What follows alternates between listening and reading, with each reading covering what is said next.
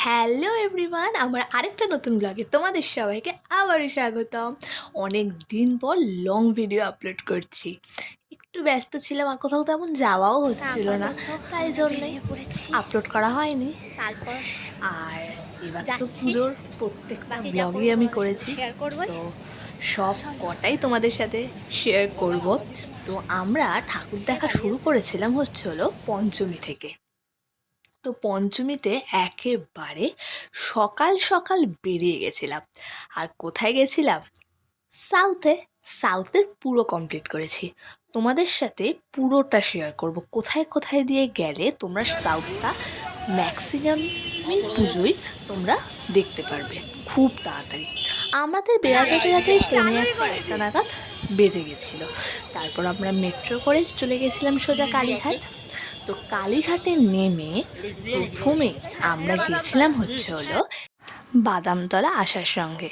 তারপর সেখান থেকে গেছিলাম ছেষট্টিপল্লী। আর এই দুটো পুজো তো তোমরা সবাই জানোই যে একেবারে সামনাসামনি, মানে একেবারে একই গলির ভেতরেই দুটো পুজো হয়। তো দেখলাম, তো এইটা হলো বাদামতলার ঠাকুর।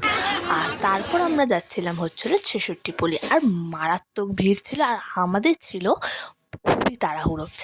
কেন তাড়াহুড়োটা ছিল?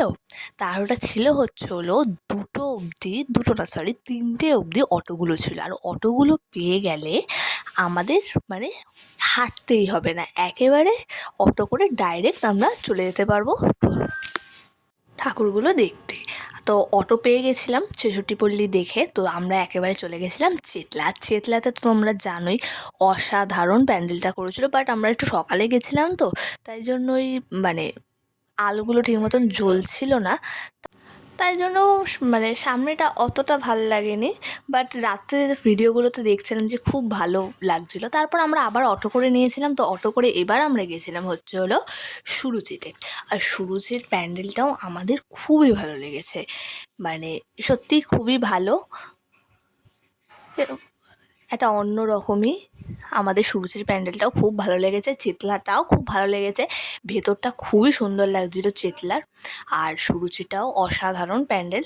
তো আমরা তাড়াতাড়ি করে দেখে, কারণ লাস্ট অটোটা পাওয়ার জন্য আমরা খুব তাড়াহুড়ো করছিলাম, কারণ লাস্ট অটোটা থেকে আমরা চলে যাবো একেবারে ডাইরেক্ট মুদিয়ালিতে। মানে অটো করে গেলে মানে একদমই হাঁটতেই হয় না, তাড়াতাড়ি প্রত্যেকটা ঠাকুরই দেখা হয়ে যায় আমাদের।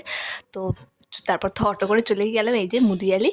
তো মুদিয়ালিতে চলে এসেছিলাম। পঞ্চমীতে গেছিলাম তাই এত ভিড়, আর রোদটাও যা মারাত্মক পড়েছিল, তোমাদের আর কি বলবো। মানে রোদে পুরো আমাদের পুরো তান্দুরি হয়ে গেছিলাম। তো এই যে মুদিয়ালিটা দেখলাম। মুদিয়ালিটা এইটুকুনি ছোট রাস্তার মধ্যে মানে এত সুন্দর প্যান্ডেলটা করে, মানে সত্যি প্রত্যেকবারই মানে মুগ্ধ হয়ে যাওয়ার মতোই করে প্যান্ডেলটা।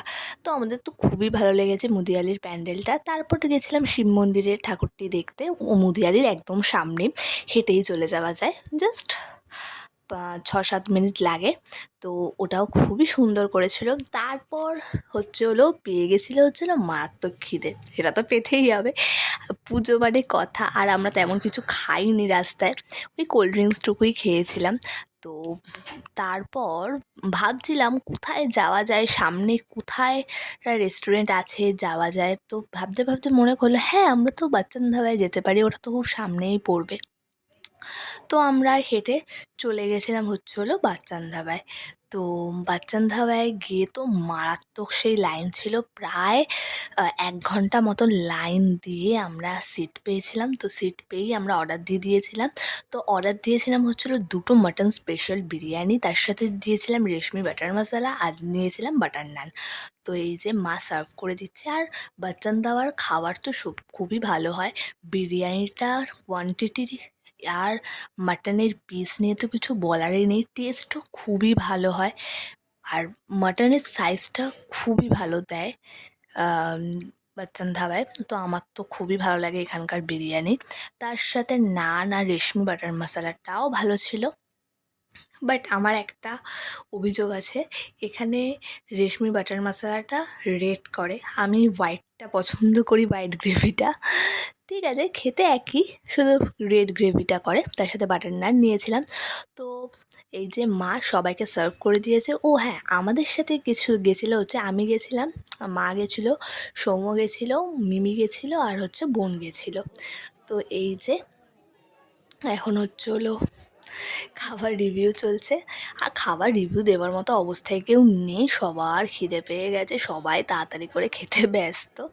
তো এই যে নিয়ে নিয়েছিলাম বাটার নান, আর তার সাথে রেশমি বাটার মশলা, খুবই খেতে সুন্দর ছিল। তার সাথে বিরিয়ানিটাও তো দুর্ধর্ষ, বিরিয়ানিটা আমার খুবই ভালো লাগে বাচ্চান ধাবার। তোমরা গেলেই অবশ্যই ট্রাই করো। আমি তো নাচতে নাচতে খেতে শুরু করে দিয়েছিলাম। আর মাটনটা, চলো তোমাদের সাথে মাটনটাও শেয়ার করে। মাটনটা বেশ ভালো ছিল, এই যে মাটনের সাইজটা বেশ ভালো। তারপর খাওয়া দাওয়া করে আমরা চলে গেলাম হচ্ছে হলো কোথায় বলো তো এটা, এই লাইনটা দেখে আশা করি তোমরা বুঝতেই পেরেছো। তো চলে গেছিলাম হচ্ছে হলো দেশপ্রিয় পার্ক। আর দেশপ্রিয় পার্কে তো জানোই যে ঢোকার মুখে একেবারে পুরো সাপের মতো করে আমাদের ঢোকায়। তো এই যে দেশপ্রিয় পার্কের প্যান্ডেলটা খুব ওটা এ যেমন করে প্রতি বছর এরকমেরই একটা প্যান্ডেল করে। তো মোটামুটি ভালোই ছিল। এই যে ঠাকুরটা, আসলে ঠাকুরের ঠিক মতন ভিডিও করা যায় না দেশপ্রিয় পার্কের ভেতরে গেলে, কারণ ওখানে ধুনুচিগুলোর জ্বালায় তো, ওর জন্য। তারপর সেটা দেখে আমরা চলে গেছিলাম হচ্ছিল, হেঁটে হেঁটেই চলে গেছিলাম গড়িয়াহাট। কারণ গড়িয়াহাটে গেলে তো প্রচুর ঠাকুর আছে, তোমরা তো সেটা সবাই জানোই। তো গেছিলাম হচ্ছে হলো প্রথমেই আমরা একডালিয়া।